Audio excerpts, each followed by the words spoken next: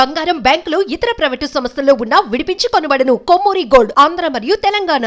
నమస్తే, welcome to మనం TV. నా పేరు వలి. ప్రస్తుతం నాతో పాటు స్టూడియోలో ఉన్నారు ప్రముఖ రాజకీయ విశ్లేషకులు చందు శ్రీనివాస్ గారు. వారితో మాట్లాడదాం. చందు గారు నమస్కారం. సార్ నమస్కారం వలి గారు.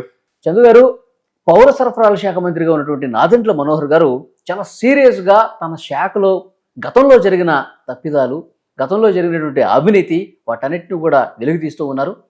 మొత్తం ద్వారంపూడి చంద్రశేఖర్ రెడ్డి గారు, కొడాలి నాని గారు వెనకుండి ఒక పెద్ద మాఫియా నడిపించారు.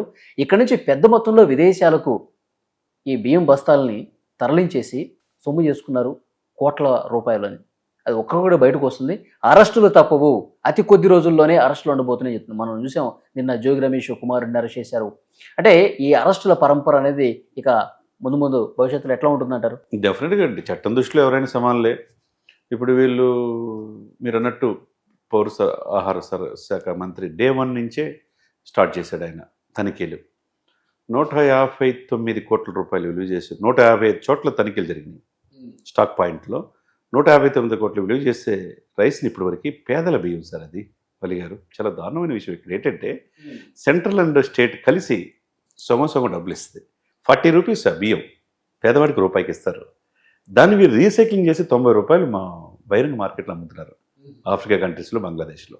అంటే ఈ డబ్బు పేదవాడు కష్టపడితే కానీ ఆ బియ్యం ఆ రోజు ఎన్టీ రామారావు గారు మహానుభావుడు ఇచ్చిన పథకం సార్. దాన్ని ఆయా ప్రభుత్వాలు ఇంప్లిమెంట్ చేస్తున్నాయి.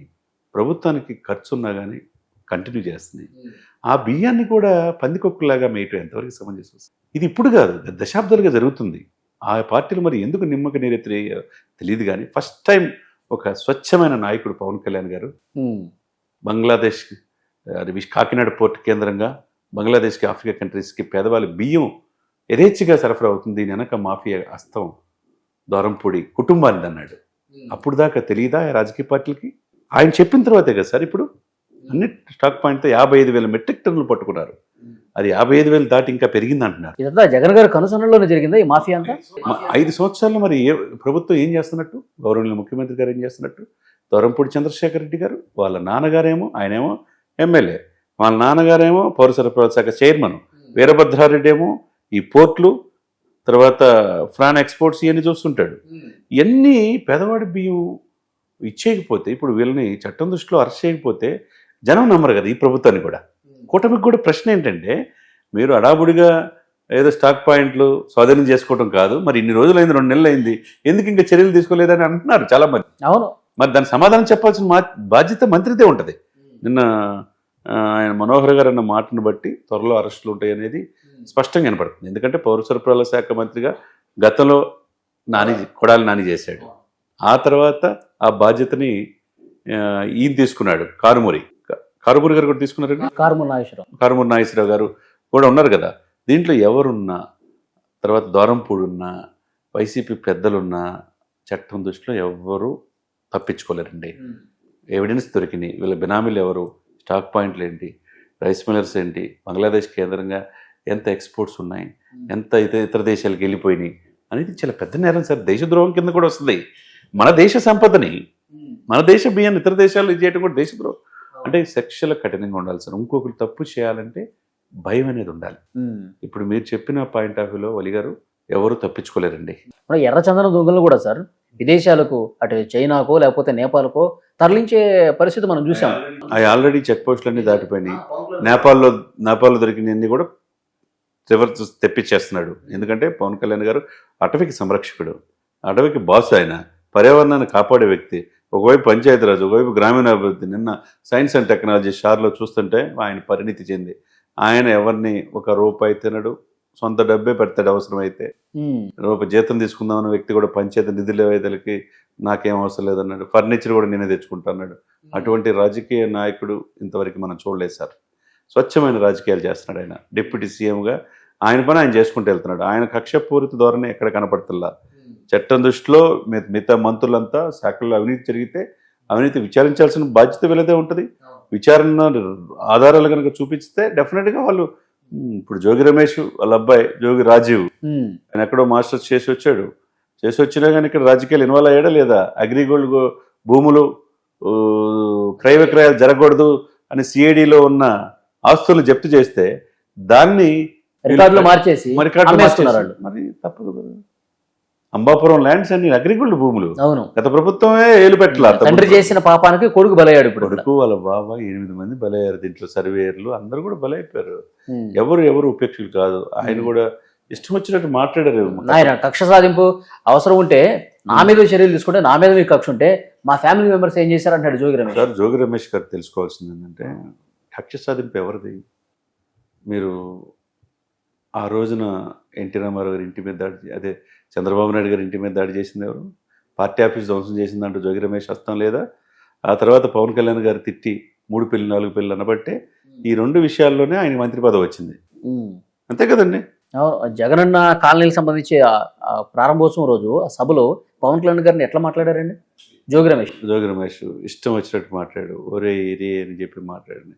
నోరుంది కదా అని చెప్పి అంటే, నీకు బిడ్డలు ఉన్నారు, కాలం నిర్ణయిస్తుంది అంటున్నాడు. ఎవరిని ఇంకా ప్రభుత్వం వాళ్ళే ఉన్నారని అనుకుంటున్నారేమో. నిన్న ఏదో మీడియాలో చంద్రబాబు నాయుడు నీకు బిడ్డలు ఉన్నారు, నా బిడ్డల జోలికి రావద్దు, నా జోలికి రాదని. ఈ రోజు కాకపోయినా రేపైనా జోగి రమేష్ కూడా ఆయన మీద కూడా ఉచ్చు బిగిస్తున్నట్టుగా కనపడుతుంది. అవునవును, ఆయన కూడా త్వరలో ఉందంట. ఆయన తప్పదండి. ఇక సివిల్ సప్లై దూరంపూడికి తప్పదు. దూరంపూడి దాని వెనక ఎంతమంది పెద్దలైనా పేదవాడి బియ్యం అరెస్ట్ తప్పదు. అదే కొడాలి నాని మీద కూడా ఉందని చెప్పి అంటున్నారు, అది తప్పదు. ఇకపోతే ఒకవైపు ఏమో వాళ్ళ ఎమ్మెల్యేలు ఆడపిల్లల్ని చూశారు కదా, ఒక ఎమ్మెల్యే ఆల్రెడీ అరెస్ట్ అయ్యాడు. వాళ్ళ ఇంట్లో పనిచేసే అమ్మాయి పట్ల లైంగిక వేధింపులు గురి చేస్తుంటే ఆధారాలతో సహా. ఇకపోతే ఎక్కడికక్కడ ఇక దువ్వాడ శ్రీనివాసు చూడండి ఎంత రచ్చరచ్చగా ఉందో. ఏం సార్ ఇదంతా? ప్రజలకి ఇది కావాలా చెప్పండి సార్? కదా 5 ఏళ్ళు ప్రజల పక్షాన్ని నిలబడలే వీళ్ళు. ప్రజలకు పక్షం కాదు, సొంతంగా ఎక్కడ దొరికితే అది దోచుకోవటం అనేది ఇదిలోనే ఉండిపోయారు. ఇక పెద్దిరెడ్డి కుటుంబం మీద ఆరోపణలు వస్తున్నాయి. రెడ్ శాండిల్స్ చూసాం, కర్ణాటకలో కూడా 140 కోట్లు పే చేసి అవి హ్యాండ్ ఓవర్ చేసుకుంటున్నారు. ఇప్పుడు ఇసుక, మద్యం, రెడ్ శాండిల్స్ ఏది కూడా వదిలేదు సార్. ప్రకృతిలో పంచేంద్రియాలు అంటారు చూసారా, గాలి, అసలుకి గాలి తప్పితే గాలి అనేది వాళ్ళు తీసుకోలేరు కాబట్టి అదొక్కటే గాలి స్వచ్ఛంగా పీల్చుకునేటానికి అది స్వచ్ఛంగా పీల్చుకోవడానికి కూడా లేకుండా చెట్టులు కూడా నరికేశారు కదా, పరదాలు కట్టారు కదా సార్. అవును, ప్రకృతిని ధ్వంసం చేశారా? అసలుకి స్వచ్ఛమైన రెడ్ శాండిల్ దోచేసేసారా? ఇసుక మాఫియా జరిగిందా? మద్యం కుంభకోణం జరిగిందా? అసలు జాబ్ క్యాలెండర్ లేదా? సరైన రోడ్లు లేవా? 10,000 మంది చనిపోయారు రోడ్లు లేక. ఏంటి సార్ ఇది?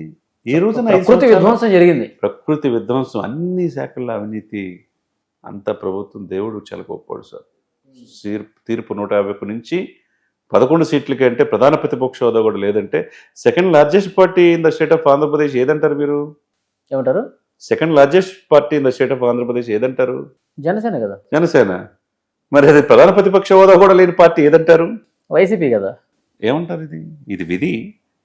దేవుడు చాలా గొప్పవాడు సార్. జగన్మోహన్ రెడ్డి గారు గతంలో అన్నట్టు దేవుడు చాలా మంచి స్క్రిప్ట్ రాశాడు. ఆ స్క్రిప్ట్ రాసి బట్టే కదండి. ఇప్పుడు ఏమైంది? ప్రధాన ప్రతిపక్ష హోదా లేకుండా స్పీకర్కి రాసుకున్నాడు. ఆ స్పీకర్ ఎవరు? ఆ స్పీకర్ మీద ఆ వయసులో ఆయన 7 పొదల వయసులో ఆయన మీద రేపు కేసు పెట్టారు. చివరికి ఆయన ఏంది, ఆ శాఖ పయ్యావుల కేసు ఎట్టి పరిస్థితులు ఇది యాక్సెప్ట్ చేయమన్నారు. కోర్టుకు వెళ్ళాడు. ప్రధాన ప్రతిపక్ష హోదా గుర్తించండి అని రాష్ట్రపతి పాలన పెట్టమంటున్నారు. ఈ 5 సంవత్సరాలు ఏ పాలన పెట్టాలి సార్? తలారి అనంతబాబు తన డ్రైవర్ని డోర్ డెలివరీ చేశారు, ఒక దళితుడిని. ఆయన వీ వాంట్ జస్టిస్ అని ప్లే కార్డ్ పట్టుకుంటే చాలా ఆశ్చర్యంగా ఉంది సార్ మన అసెంబ్లీలో. ఇవన్నీ ఏంటి ఇది? అంటే 2 నెలలు కూడా కాలేదు సార్ ఇంకా పూర్తిగా. అంటే ఏది ఓటమిని జీర్ణించుకోలేక అప్పుడే రాష్ట్రపతి పాలన పెట్టేసి ఓటమిని జీర్ణించుకోలేక ఆ ఫ్రస్ట్రేషన్లో ఉన్నారు, ఆ ఆవేదనలో ఉన్నారు. బయటికి రావాలంటే భయం. ఆ రోజా గారు అయితే విదేశాల్లో వివరిస్తున్నారు, ఫోటోలు ఏదో 1-2 ఫోటోలు ఉన్నాయంటుంది. ఆమె కూడా అరెస్టు భయం పట్టుకున్నట్టుంది. జగనన్న నీకు సాటి లేదు అని చెప్పి ఆయన ఎక్కడికో తీసుకెళ్దాం అనుకున్నారు. పవన్ కళ్యాణ్ అనేక రకాల మాట్లాడినారు. ఇప్పుడు ఆమె ఎక్కడుంది? ఘోరంగా ఓడిపోయి దేశ సరిహద్దులు దాటి వెళ్ళిపోయింది. ఫ్యామిలీ అంతా చెన్నైలో మకా మార్చారని చెప్పి అంటున్నారు. ఇక వీళ్ళెవరూ బయటికి రాని పరిస్థితి సార్. ఇక్కడ వంశీ నుంచి అమెరికా వెళ్ళిపోయాడు అంటున్నారు. ఎవడు కూడా బయటికి రాని పరిస్థితిలో ఈ రోజున ప్రభుత్వం 5 సంవత్సరాలు 151 సీట్లు 22 మంది ఎంపీలు ఇస్తే విధ్వంసకరమైన పాలన చేపట్టి ఈ రోజున వాళ్ళ 11కి పరిమితం అయిపోయారు. ప్రతిపక్ష హోదా కూడా లేదు.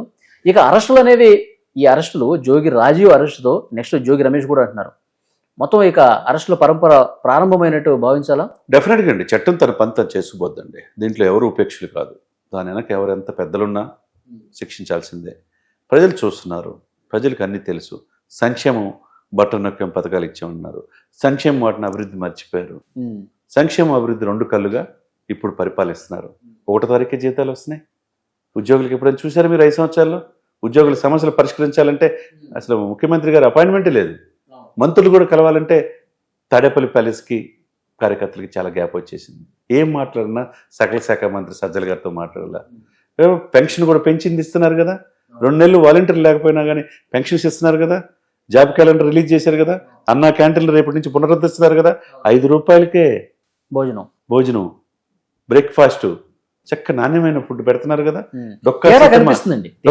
డొక్కా సీతమ్మ క్యాంటీన్లు కూడా మధ్యాహ్న భోజన పథకానికి పిల్లల్లో అన్ని స్కూల్స్ లో పవన్ కళ్యాణ్ గారు చెప్పినట్టు డొక్కా సీతమ్మ గారి ఆంధ్రుల అన్నదాత అమ్మ గొప్ప బ్రిటిష్ వాళ్ళు పొగిడారు.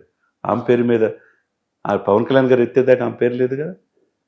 ఉభయ గోదావరి జిల్లా చెందిన ఆమె కొన్ని అన్న క్యాంటీన్లతో పాటు సరిసమానంగా ఆమె పేరు పెడుతున్నారు. మధ్యాహ్న భోజన పథకానికి ఆ పేరు పెడుతున్నారు. రేపటి నుంచి ఆగస్టు 15 నుంచి పెడుతున్నారు. వీళ్ళు ఈ కూటమి చెప్పినట్టుగా ఆర్డర్ ప్రయారిటీ ప్రకారం చేస్తున్నారు, చేసుకుంటూ వెళ్తున్నారు. గత ప్రభుత్వం బియ్యం కొనుగోలు చేస్తే రైతులకు ఇవ్వకపోతే 1000 కోట్లు కేటాయించారు ఫస్ట్ నెలలో. మిగతా 647 కోట్లు నిన్న మనోహర్ గారు అమలాపురం ఏలూరులో ఇచ్చేశారు రైతులకంటే.